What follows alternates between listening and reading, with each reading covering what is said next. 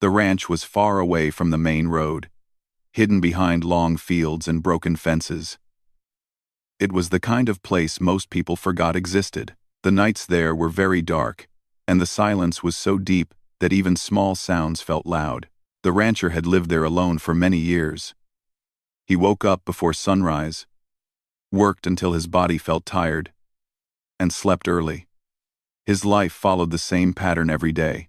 He spoke very little, not because he disliked people, but because there were none around him. He was a man shaped by hard work and long loneliness. The land was dry, and raising animals was not easy. Every day he fixed fences, fed the cattle, cleaned the old barn, and checked the water pump. At night, he sat on the wooden chair outside his small house, looking at the sky. Sometimes he wondered how life would have been if he had stayed in the town. But those thoughts never lasted long. He believed that silence was safer than disappointment. The ranch had a strange feeling after sunset. The wind moved through the tall grass, making soft sounds like whispers. The old trees near the barn creaked as if they were alive. The rancher was used to these sounds, but even he felt uneasy on some nights. He never talked about it, but deep inside, he knew the land carried stories, memories, and secrets. That night, the sky was heavy with clouds, the air felt thick, and the wind was stronger than usual. The rancher had just finished his dinner when he heard a noise. It was not the sound of animals or the wind. It was different. It sounded like footsteps, slow and heavy, coming from the direction of the gate. He froze for a moment. No one ever came to the ranch at night. Visitors were rare even during the day. He stood up, grabbed a lantern, and stepped outside. The darkness seemed deeper than usual. The lantern light moved over the ground, the fences, and the empty path. Then he saw a shape near the gate. At first, he thought it was a shadow. But the shape did not move like a shadow. It stood still, tall and wide, almost touching the wooden gate. His heart began to beat faster. He took a few careful steps forward. The light from the lantern slowly revealed a woman standing alone. She was taller than any woman he had ever seen. Her head almost reached the top of the gate. She wore a long white dress that looked like old wedding clothes. The fabric was clean but worn, as if it had been kept for many years. Her hair fell down her shoulders, dark and loose. Her face was calm, almost emotionless. The rancher felt fear rise inside him. His hands tightened around the lantern. His mind tried to make sense of what he was seeing. A tall woman dressed like a bride, standing alone in the middle of nowhere, in the dark. Nothing about it felt normal. "Who are you?" he asked, his voice low and careful. The woman did not answer right away. She looked at him with steady eyes. There was no anger in her gaze, no threat, only a deep quiet that made the rancher even more uneasy. "I need shelter," she finally said. Her voice was slow and soft, but strong. "The night is dangerous." The rancher swallowed hard. Many thoughts rushed through his mind. He could close the gate and tell her to leave. He could pretend he was not there. That would be the safest choice, but something held him back. Maybe it was the storm coming, or maybe it was the loneliness he knew too well. "There's a storm," he said. "You can stay in the barn for the night." The woman nodded. She did not smile or thank him. She simply walked past the gate. Each step made the ground feel heavy. He noticed how carefully she moved, as if she was trying not to scare him. That made him feel strange. It was as if she understood his fear. Inside the barn, he gave her a blanket and pointed to a clean corner where hay was piled. He kept his distance. The lantern light made her shadow stretch across the wooden walls, making her look even larger. He told himself not to stare, but it was hard not to notice her size and calm presence. When he returned to his house, sleep did not come easily. The wind howled outside, and rain began to fall. Every sound made him think of the woman in the barn. Who was she? Where had she come from? Why was she dressed like a bride? He remembered stories he had heard long ago. Old village tales, about strange figures seen near the fields. People spoke of them in low voices, never clearly. He had always laughed at such stories. Now, lying alone in his bed, they did not seem so foolish. Morning came slowly. The storm had passed, leaving the land wet and cold. The rancher walked to the barn with a mix of fear and curiosity. He expected to find it empty. Instead, she was still there, standing quietly, looking at the open fields. "You can leave when you want," he said. She turned toward him. "I know," she replied, "but I have nowhere to go." Her words stayed with him. He saw pain behind her calm expression. Not fear, not anger, but deep tiredness. He felt a strange pull in his chest. He knew loneliness. He had chosen it, but it had still hurt him over the years. "You can stay for a while," he said, after a long pause. "Just until you figure things out." The woman nodded again. "Thank you." That day, the rancher tried to focus on his work, but his thoughts kept returning to her. He noticed how carefully she moved around the ranch, always keeping distance, never touching anything without permission. She helped with small tasks, lifting heavy objects with ease.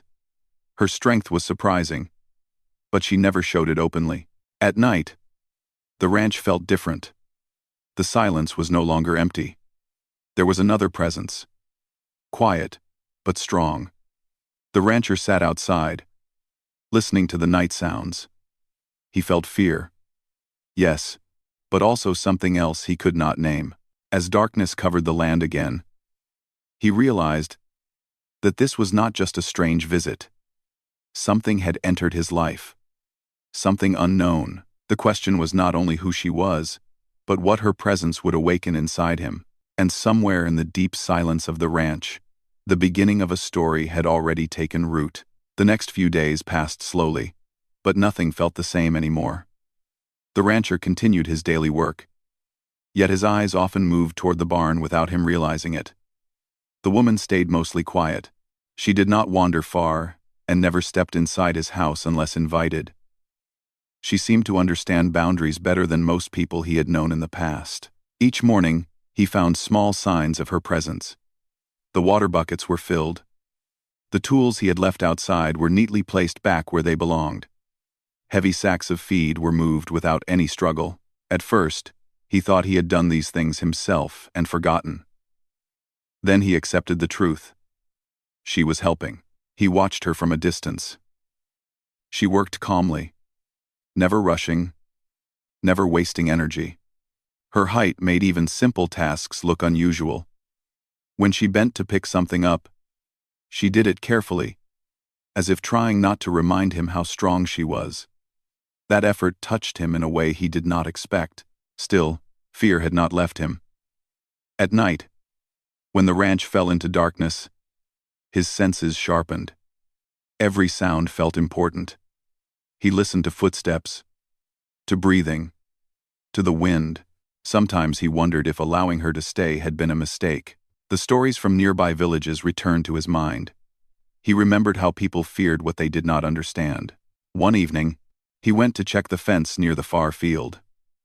The sun was setting, painting the sky in deep orange and gray. He noticed her standing near the old tree line, looking toward the hills. She stood very still, as if she was listening to something far away. "You don't have to help," he said, trying to sound normal. "You're a guest." She turned slowly. "I don't like being useless," she replied. "People get afraid when I do nothing." Her words surprised him. Why would they be afraid of that? She looked down at the ground. Because they imagine things. That answer stayed with him. He realized she was not just tall and strong. She carried the weight of how others saw her. That kind of weight could bend anyone. Later that night, as they sat outside with a small fire between them, silence stretched again. But this silence felt different. It was not empty. It was filled with thoughts, waiting to be spoken. "People talk," the rancher said carefully, "about things they don't understand." She nodded. "I know. I've heard the stories. You know what they say about you?" he asked, surprised by his own boldness. "Yes," she answered. "They call me many things. None of them are true." The fire crackled softly. He wanted to ask more, but fear stopped him. Asking meant getting closer to the truth, and the truth could be dangerous, or painful, or both. That night, he dreamed for the first time in years. He dreamed of the ranch filled with voices, not loud, not angry, but warm. When he woke up, he felt unsettled. Dreams reminded him of things he had buried long ago. The days that followed brought tension. A neighbor stopped by unexpectedly. The rancher felt his chest tighten when he saw the man ride toward the house. He quickly asked the woman to stay inside the barn. She agreed without complaint. The neighbor talked about animals, weather, and land. Then his eyes moved toward the barn. "You got someone staying here?" he asked. The rancher hesitated. "Just someone passing through." The neighbor frowned. "People say strange things have been seen around here at night."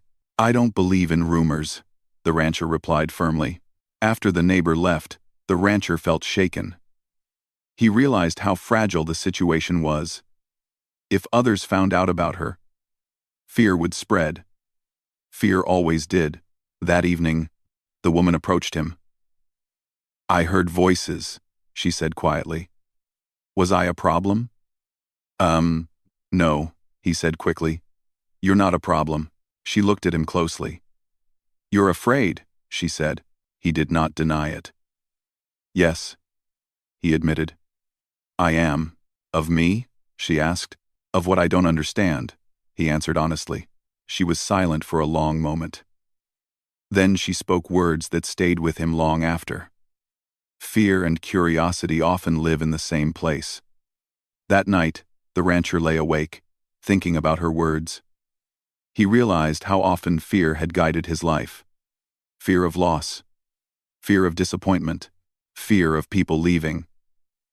That fear had pushed him into isolation, into choosing a life with no surprises. And now, a surprise had walked into his life anyway. The next morning, he found her standing near the old well. The wooden cover had broken years ago, and he had never had the strength to fix it properly. She lifted the heavy stone pieces and repaired it carefully, placing everything back with precision. "You could get hurt," he said. She smiled faintly. It was the first time he had seen her smile. "I won't." That smile stayed with him all day. It confused him. It softened something inside his chest that had been hard for a long time. As days turned into a week, the tension grew, but so did something else. Comfort. Routine. Trust. Even if small. They spoke more, though still carefully. Simple words about weather, work, and the land. Nothing personal, yet even these small conversations felt important. One night, while sitting under the dark sky, she finally asked the question that had been waiting between them. "Do you fear me?" she said slowly. "Or do you desire my presence?" The rancher felt his breath stop. He had not expected her to speak it aloud. The question was not about attraction or longing. It was about choice. About what place she held in his heart. "I don't know," he said truthfully. "Maybe both." She nodded, as if she had expected that answer. "That is honest." The silence returned, heavier than before. He realized that whatever he felt, things could not stay the same. Fear was no longer enough to explain his emotions. There was curiosity, respect, and a strange sense of connection. As the night deepened, the ranch stood quiet again. But something had shifted. The rancher understood that he was standing at the edge of something unknown. And whether he stepped forward or back, his life would never return to what it was before.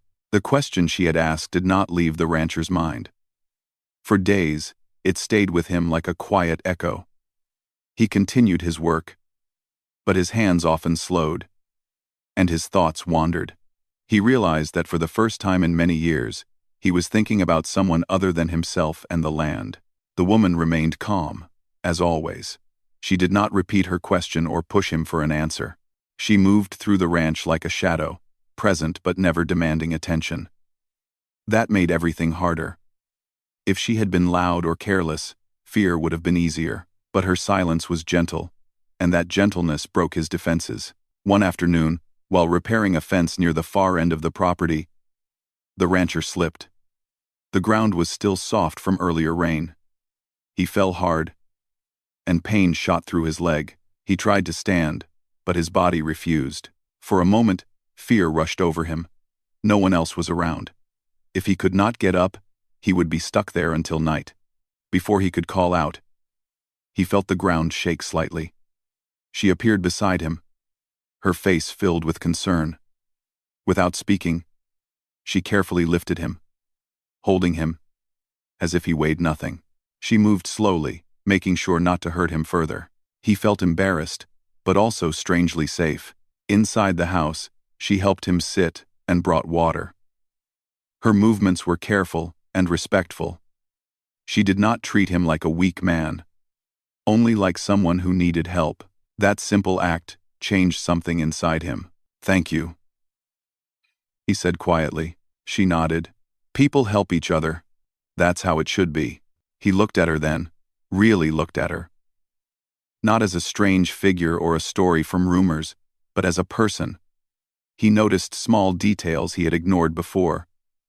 The tiredness in her eyes, the way her hands sometimes trembled when she thought no one was watching. The weight she carried was not just physical.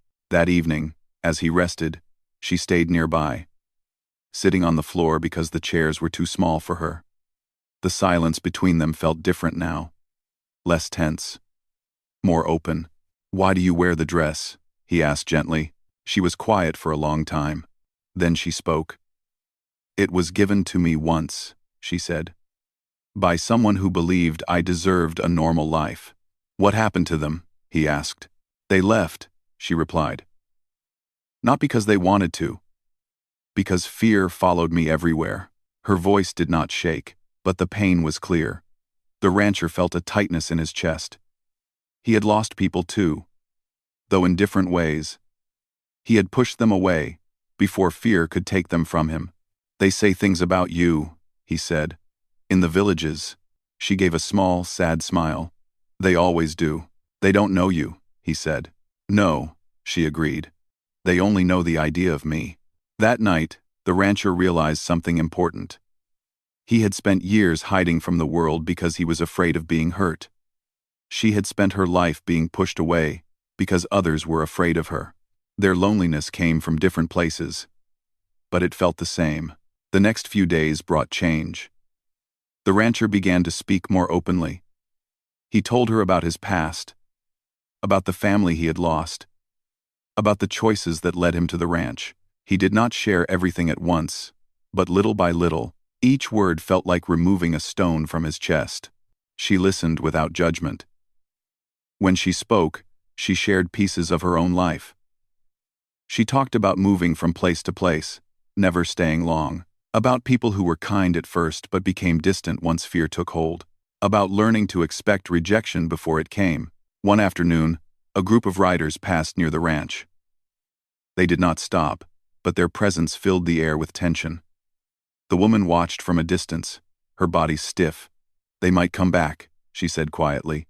"Then we'll deal with it," the rancher replied. "You don't have to," she said. "I can leave." The idea of her leaving felt wrong. Too sudden. Too final. "No," he said. "You don't have to go." She looked at him closely. "You're sure?" He hesitated, then nodded. Yes, that word carried weight.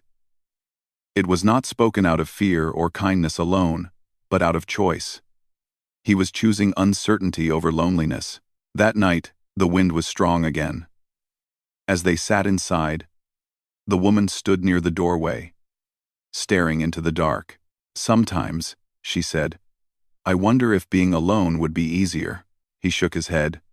"Easy doesn't mean right." She turned toward him. "You still fear me," she said softly. "Yes," he admitted. "But fear doesn't control me anymore." She seemed to relax at those words. For the first time, she stepped closer to him. Not too close. Just enough to show trust. Days turned into weeks. The ranch became a shared space. They worked together, talked together, and shared quiet moments without needing words. The rancher noticed how the land itself seemed calmer, as if it sensed the change, but the outside world did not forget. One evening, voices approached the gate. Several men stood there, calling out. Their words were filled with suspicion. "We know she's here," one of them said. The rancher stepped forward, his heart pounding. "This is my land," he said. "You have no right to be here." The woman stood behind him, tall and silent. The men shifted uneasily. "She's dangerous," another man said. "No," the rancher replied. "Fear is dangerous." The standoff did not last long. The men left, muttering among themselves. But the message was clear. The world outside would not easily accept what it did not understand. Later that night, the woman spoke. "I don't want your life to become harder because of me." "It already was hard," he said. "At least now it has meaning." She looked at him, emotion clear on her face. "You see me?" she said. "Not as a story. Not as a threat." "Yes," he said. "I see you." In that moment, the question she had asked earlier found its answer. Fear was still there, but it stood beside understanding, not above it. Desire was not about wanting to own or change her, but about wanting her presence, her truth. The rancher understood that accepting her meant accepting uncertainty, judgment, and challenge. But it also meant connection, honesty, and courage. As the night settled over the ranch, both of them knew that whatever came next would test them. But for the first time, neither of them faced the future alone. The tension left behind by the visitors did not disappear quickly. Even after the men were gone, their voices seemed to stay in the air, mixed with the wind that moved through the fields. The rancher felt it in his chest, a quiet warning that life would not remain calm for long. Still, when he looked at the woman standing beside him, he knew he would not change his choice. The next morning, the ranch woke up under a pale sky. The land looked the same, but something had shifted. The rancher noticed it in small things. The way he no longer rushed through his work. The way he listened more closely to sounds around him. Not with fear, but with awareness. He was no longer hiding from the world. He was standing in it. The woman continued to help, but now she did so more openly. She laughed softly when something went wrong, a sound that surprised both of them. The rancher realized how rare it was to hear laughter on the land. It felt like rain after a long, dry season. One afternoon, they sat near the fence, watching the animals move slowly across the field. The silence between them felt peaceful. "Do you ever think about leaving?" he asked. She thought for a moment. "I think about it all the time," she said. "But not because I want to run. Because I'm used to being told to go." He nodded. "You don't have to go," he said again. This time, the words felt stronger, more certain. She looked at him carefully. "And if others come back?" she asked. "Then I'll face them," he replied. "I've been alone most of my life. I'm not afraid of standing my ground." She smiled, and this time the smile reached her eyes. The days that followed were not easy, but they were honest. Some neighbors kept their distance. Others watched quietly from far away. A few came close enough to see her with their own eyes. Some turned away quickly, letting fear guide them. But a few stayed, noticing how calm she was, how she helped without asking for anything in return. One older woman from a nearby farm stopped by with bread. She looked up at the tall figure, and then at the rancher. "She's helping you?" the woman asked. "Yes," he answered. The older woman nodded slowly. "Then that's all I need to know." Small moments like that mattered. They did not change the world, but they softened its edges. One evening, as the sun dipped below the horizon, the woman stood near the gate, holding the fabric of her dress in her hands. "This dress," she said, "has been part of how people see me." The rancher listened quietly. "I think I'm ready to let it go," she continued.